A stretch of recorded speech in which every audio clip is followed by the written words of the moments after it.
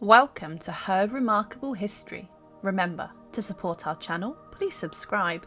Warwick Kingmaker, medieval England's most important man. Richard Neville, the 16th Earl of Warwick, has gone down in history as Warwick Kingmaker, and he's considered to be one of the most important, brutal, yet pivotal members of medieval society. Through marriage and inheritance, Warwick would emerge in the 1450s at the heart of English politics and would be a huge player in the War of the Roses.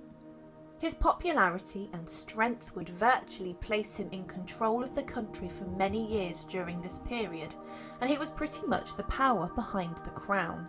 If Kingmaker said you were going to be king, he would have made you king. In this video, we look at medieval England's most important man, Warwick Kingmaker. Born Richard Neville on the 22nd of November 1428, he was the oldest son of the 5th Earl of Salisbury. Little is known about his childhood, but later Neville would acquire the title of the 16th Earl of Warwick through his marriage to Lady Anne Beauchamp, the Countess of Warwick, who was the daughter of Richard Beauchamp, the 13th Earl of Warwick. This made him the heir to not just the earldom of Salisbury, but also to a huge part of the Montague. Beauchamp and Despencer inheritance with the families tied into each other. Henry Beauchamp, Richard Beauchamp's son, would die in 1446, which made Richard Neville, or Warwick Kingmaker, even more powerful.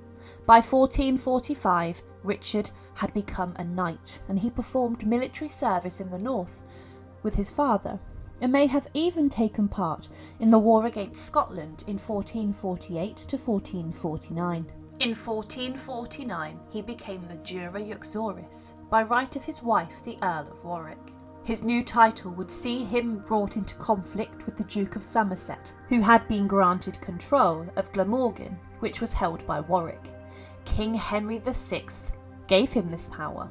However, quickly, the king fell ill, and Somerset, his favourite, would basically be running the government in the king's absence. For this reason, Warwick decided to support Richard the Duke of York's bid to oust the incapacitated king.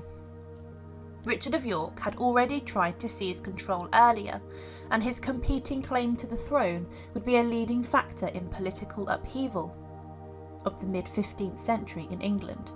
The Duke of York, as married to Warwick's aunt Cecily Neville, and the struggle for control of the crown became personal for Warwick, who would fight alongside his father in a number of battles against the king. These conflicts became known as the Wars of the Roses.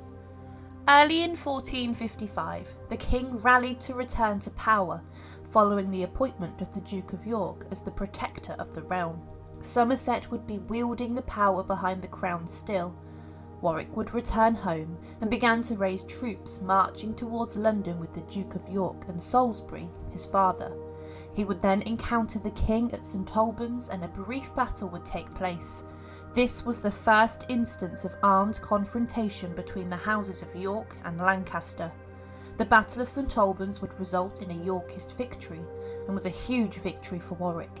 However, it would be incredibly significant for two reasons. It would see the death of Warwick's huge rival Somerset, but it would also result in the capture of King Henry VI. However, the battle didn't lead to the Duke of York becoming the king as he had hoped, but it did establish Warwick as one of his most loyal allies, and he would receive the prestigious position of the Captain of Calais for his support. The town of Calais, conquered from the French in 1347, would be of huge importance as it had the largest standing army, and Warwick would now oversee this. Warwick's extremely strong position didn't go unnoticed by Queen Margaret of Anjou, the wife of Henry VI. He was seen as an incredibly powerful threat, and he was extremely politically astute too, using his time in Calais to establish good diplomatic relationships. He was at this time becoming a rather impressive man, backed up with the incredible military strength and now contacts across Europe. He would later return to England and would meet up with his father and the Duke of York, along with his mighty Harris. However, in battle, their men proved to be less willing, fighting against the king, than first was thought. At the Battle of Ludford Bridge, near the town of Ludlow, Warwick's forces were scattered by the king's army, and many of his Calais contingency would defect, forcing the three, Salisbury, York and Warwick, to leave England in fear of their lives. This time spent away gave the three time to come up with another way to attack and come up with another method to oust the king. On the 26th of June 1460, Warwick would land in England with Salisbury and march another earl, and from here they rode to London. Salisbury was left to besiege the Tower of London, whilst Warwick and March went in pursuit of the king. At the Battle of Northampton, the Earl of Warwick would lead a huge victory over the king, who was actually captured during the battle. He was captured by an archer, and many of his earls were killed in the short battle. Warwick now had possession of the king, and subsequently had the power of the throne in his hands. In September of 1460, the Duke of York arrived from Ireland, and the Duke put his hands on the throne, shocking the assembly. The regime change was rather unpopular and was hard for the Lords to accept in Parliament, so a compromise was agreed. The Act of Accord of the 25th of October 1460 stated that Henry VI was to stay on the throne, but his son Edward would be disinherited after his death, and the Duke of York would succeed him. Further conflict continued, and at the Battle of Wakefield, the Duke of York was killed along with Warwick's younger brother Thomas. Salisbury, one of Warwick's key allies, and his father would also be executed, and Warwick, following the defeat at the Second Battle of St Albans, was forced to flee. It is said that King Henry VI was left by the forces holding him, and he was said to have spent the battle sitting under a tree, singing. Warwick's response as the Kingmaker was to travel to London quickly to announce that Richard's son Edward would be king. All that was needed was to decisively defeat the Lancastrian soldiers of Henry VI. One of the biggest turning points in the Wars of the Roses would be the Battle of Towton, which was one of the bloodiest struggles. It forced the Queen and King Henry VI to flee to Scotland with the Yorkist victory, and Edward, Richard the Duke of York's son, would head to London as the royal victor. In June of 1461, he was crowned King Edward IV of England in Westminster Abbey, with Warwick being the real power holder behind the throne. For the first few years of Edward's rule, Warwick assumed the role of pretty much ruler. He was in the strongest position he had ever held, and he continued to work as the captain of Calais, but also became the High Admiral of England and the steward of the Duchy of Lancaster. These positions were important, but he became the right-hand man of the new king. He had inherited a huge personal fortune following the death of his father, and in 1462 he inherited his mother's land and the title of Earl of Salisbury. He was an incredibly wealthy man, and he had amassed a huge fortune, but he also wielded enormous power in administrative and political positions, as well as serving as a military leader. He truly was the most powerful man in medieval England during the Wars of the Roses. However, it would soon end. The good relationship between Edward IV and Warwick would quickly sour when Edward secretly married Elizabeth Woodville, whilst Warwick had been negotiating a marriage to Bonnet of Savoy. The fact Elizabeth was the widow of a Lancastrian knight drove an irreparable wedge between Edward and Warwick, and they couldn't reconcile. Issues also arose at court, and the king began to favour his father-in-law, Richard Woodville, Earl Rivers, who supported an alliance with the Burgundians, which was a direct slap in the face to Warwick. This was the final straw for Warwick, who from then on saw his political power falling in favour of Elizabeth's father, Earl Rivers.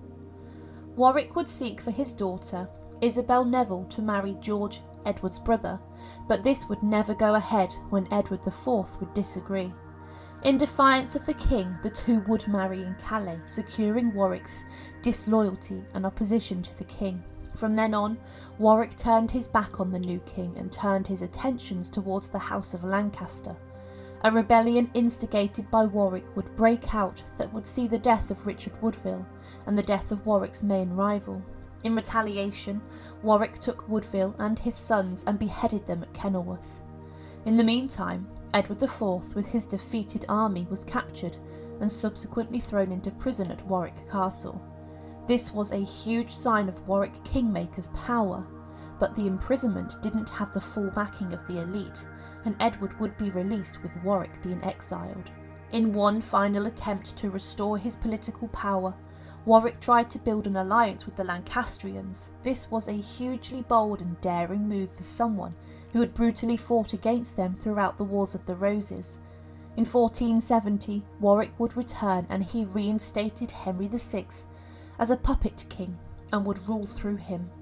An uprising was staged and a trap was set for Edward to head south, and then Edward IV would be surrounded, conceding the crown to Henry VI once again.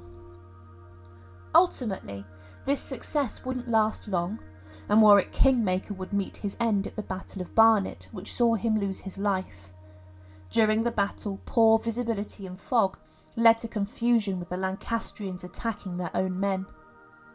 Facing defeat, Warwick was unhorsed after trying to flee, but was killed.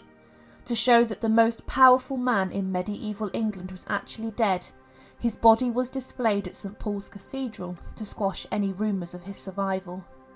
The Earl of Warwick throughout the Wars of the Roses would exert his power, financial, politically and military, across the country, winning huge popularity, as well as making some huge enemies. His nickname Kingmaker is a powerful reminder of his hugely important role in the 15th century English politics, conflict, and also we are reminded of how hugely important he was with regards to being the real control behind the monarchy.